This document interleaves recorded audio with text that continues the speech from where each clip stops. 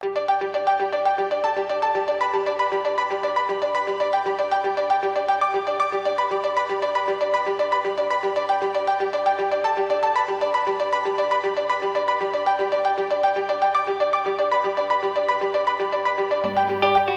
patología del compartimento anterior es muy frecuente. De hecho, el dolor en la parte anterior de la rodilla es el síntoma por la que más consultan los pacientes tanto en las consultas de traumatología como de atención primaria. Además, el componente que lo forma es muy superficial y por tanto relativamente fácil de estudiar por ecografía. Veremos fundamentalmente tres problemas. En primer lugar, las tendinopatías o tendinosis, las roturas tendinosas y por último las bursitis. Tendinopatías. En general, en la ecografía se presenta en la fase aguda con un engrosamiento focal o difuso del tendón con disminución de su ecogenicidad. En fase crónica se pueden apreciar calcificaciones con zonas hiperecogénicas con o sin sombra posterior y sobre todo afectando las proximidades de las inserciones tendinosas. En primer lugar tenemos la tendinosis rotuliana proximal o rodilla del saltador. Es una tendinosis focal generalmente por microtraumatismos repetidos y frecuente en deportistas que trabajan mucho el aparato extensor de la rodilla. Con la rodilla en flexión de 30 grados realizaremos la ecografía. Podemos encontrar engrosamientos del tendón, asociado o no a alteraciones focales de la ecogenicidad con áreas hipoecoicas localizadas sobre todo en la profundidad del tendón. Además pueden aparecer focos ecogénicos cálcicos y por el ecodoppler hipervascularización. En segundo lugar, tendinosis rotuliana distal o rodilla del saltador distal. Vamos a encontrar los mismos hallazgos que anteriormente, pero en este caso la inserción distal del tendón. Es decir, observaremos engrosamientos del tendón con alteraciones de la ecogenicidad, pero con calcificaciones más frecuentes que en el caso de la tendinosis proximal. En tercer lugar, la enfermedad de Scott-Slater, que es frecuente durante la infancia, sobre todo en varones y en relación con la actividad deportiva. En estos casos, en la ecografía apreciaremos un engrosamiento distal del tendón con áreas hipoecoicas, fragmentación ósea de la tuberosidad tibial, lo cual no debemos confundir con la osificación completa del núcleo de osificación secundario de la tuberosidad tibial, ya que en estos casos no suele haber ni dolor ni inflamación y además no hay alteración del tendón en la ecografía. Roturas tendinosas. Roturas tendinosas del tendón del cuádriceps.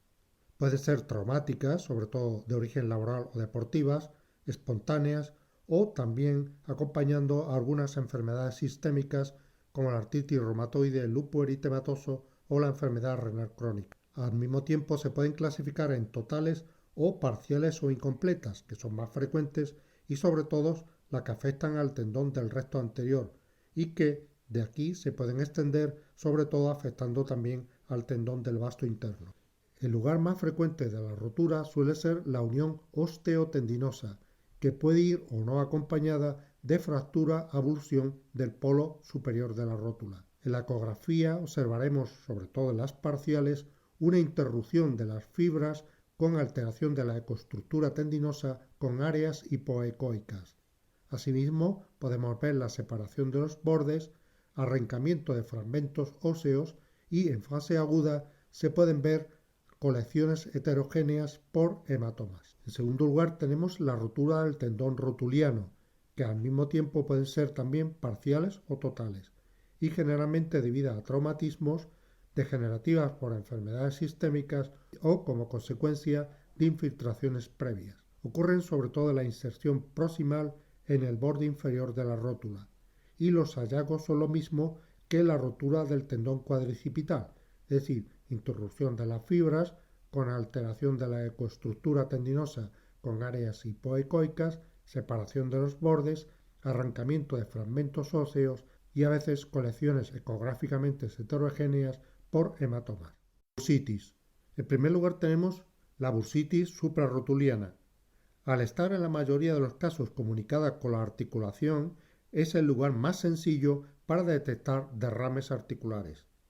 En la ecografía veremos un engrosamiento de la cápsula irregularidad sinovial con lobulaciones y vellosidades, bandas ecogénicas y derrame articular. Asimismo, en el flujo Doppler podemos observar un aumento del mismo, bursitis prerotuliana. Esta bursa, como hemos visto, es muy superficial, por lo que para explorarla debemos aplicar mucho gel y no presionar en exceso. La causa más frecuente suelen ser microtraumatismos por estar mucho tiempo de rodillas. En la ecografía observaremos presencia de líquido en la bursa con distensión de la misma. En fases crónicas puede presentar proliferaciones, fibrosis, calcificaciones por depósito de cristales de hidroxiapatita, lo cual le da un aspecto sólido o semisólido. Bursitis infrarrotuliana. Clínicamente es muy semejante a la tendinitis rotuliana, por tanto la ecografía es de gran utilidad para diferenciarlas. Suele afectar con más frecuencia a la bursa profunda.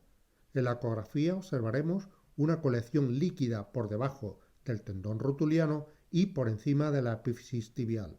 Hay que tener en cuenta que pequeñas colecciones de líquido pueden ser normal, sobre todo si el paciente al mismo tiempo no presenta síntomas. Compartimento medial. Veremos fundamentalmente lesiones del ligamento colateral interno, la presencia o no de quistes meniscales y la bursitis de la pata de ganso. Lesiones del ligamento colateral interno. Es una de las lesiones más frecuentes de la rodilla, sobre todo por el valgo forzado. Puede ser aislada o bien asociada a roturas del menisco interno y del ligamento cruzado anterior, lo que se conoce como triada traumática de O'Donoghue. En la ecografía veremos distintos hallazgos dependiendo del grado de lesión del ligamento colateral interno.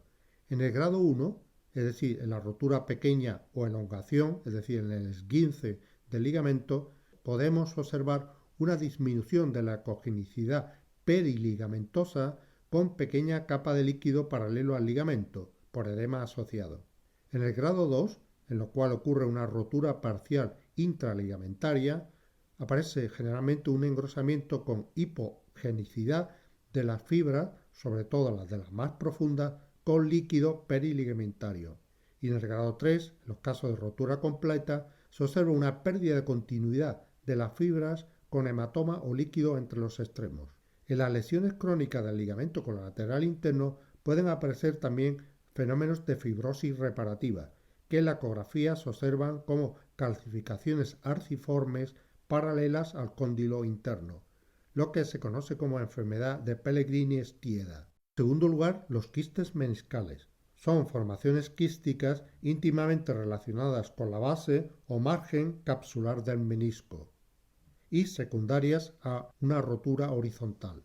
En la ecografía aparece como una lesión quística de tamaño variable, bien delimitada, de contenido anecoico o con ecos internos que pueden simular una lesión sólida y que generalmente contacta con el margen capsular del menisco. En casos crónicos puede acompañarse de cambios degenerativos en el compartimento articular, con irregularidad en la cortical ósea por la presencia de osteofitos. Y en tercer lugar, la bursitis de la pata de ganso, en el cual clínicamente aparece dolor e inflamación en la zona anterointerna de la tibia proximal y un aumento de la bursa del conjunto tendinoso. En la ecografía, en la fase aguda, podemos observar una colección anecoica adyacente a la pata de ganso que puede alcanzar a veces gran tamaño. En la fase crónica podemos observar una lesión nodular de aspecto más o menos sólido. Compartimento lateral. En él vamos a ver las lesiones del ligamento colateral externo, la bursitis de la cintilla iliotibial, las lesiones del tendón del bíceps femoral y las lesiones del nervio peroneo común. Lesión del ligamento colateral externo. Son menos frecuentes que las del ligamento colateral interno y se producen generalmente por traumas en varo forzado. Los hallazgos son iguales a la lesión del ligamento colateral interno, es decir, hay un aumento del grosor del tendón con hipoecogenicidad y pérdida del patón fibrilar con líquido peritendinoso. En los casos de rotura completa, que son menos frecuentes, aparecerá una discontinuidad de las fibras y hematomas asociados. En segundo lugar, la bursitis de la cintilla iliotibial, que clínicamente puede simular una lesión meniscal con dolor en la cara externa de la rodilla. Sobre todo aparece en corredores de fondo por microtraumatismo debido al roce de la bursa con la cintilla y el cóndilo femoral externo. En la ecografía aparece una pequeña cantidad de líquido que distiende la bursa entre el cóndilo externo y la cintilla y proximal al tubérculo de Gerdy. En tercer lugar tenemos las lesiones del tendón del bíceps femoral, que pueden aparecer en forma de tendinopatías con engrosamiento difuso del tendón que aparece hipoecogénico pero conservando el patrón fibrilar. A veces puede haber pequeñas cantidades de líquido peritendinoso y las calcificaciones en general son raras. Asimismo pueden aparecer roturas que pueden ser completas o parciales, que son la mayoría. Sobre todo tienen un origen deportivo y menos por roturas espontáneas o por traumatismos banales en personas con enfermedades sistémicas. Generalmente afectan a la porción distal en la unión miotendinosa. En la ecografía descubrimos una desestructuración del tendón que aparece engrosado e hipoecogénico con hematomas entre los fragmentos cuando la rotura es completa. En cuarto lugar, podemos estudiar la presencia de patología del nervio peroneo común, en forma de tumoraciones, como los esguanomas, que son los más frecuentes y en los cuales la eco tiene una gran utilidad para determinar su relación con el nervio y por tanto facilitar la aproximación diagnóstica. Asimismo, el nervio peroneo común puede verse afectado por traumatismos, sobre todo por elongación o roturas, y en estos casos en la ecografía se observa alteración de su ecoestructura que es más hipoecoica o heterogénea, y en caso de rotura completa la separación de los bordes. En fases crónicas reparativas se pueden observar engrosamientos pseudotumorales, lo que reciben el nombre de neuromas, que suelen ser focales, de un contorno lobulado pero algo irregular y con una ecoestructura heterogénea con alteraciones del patrón lineal típico de los nervios. Compartimento posterior. Vamos a ver la patología más frecuente, como son los quistes de Baker, los aneurismas de la arteria poplitea y la tromboflebitis de la vena poplitea. Quistes de Baker. Es la causa más frecuente de masa palpable en el hueco popliteo. Se produce por un aumento de la bursa semimembranosa gemelar, que comunica con la cavidad articular a través de un pequeño cuello. En la ecografía podemos observar una lesión quística anecoica en el margen interno del hueco popliteo en el cruzo del tendón del gemelo, que es más profundo, y el tendón semimembranoso, que es más externo y más arriba. Esta lesión quística suele tener una morfología en reloj de arena y de aspecto lobulado, y puede extenderse tanto caudal como proximalmente. El contorno suele ser irregular y tiene un fondo más o menos afilado que corresponde al cuello de comunicación con la cavidad articular. Con frecuencia puede presentar acúmulo de líquido alrededor del quiste. En las fases crónicas pueden presentarse calcificaciones en la pared y además proliferación sinovial con aumento del flujo Doppler.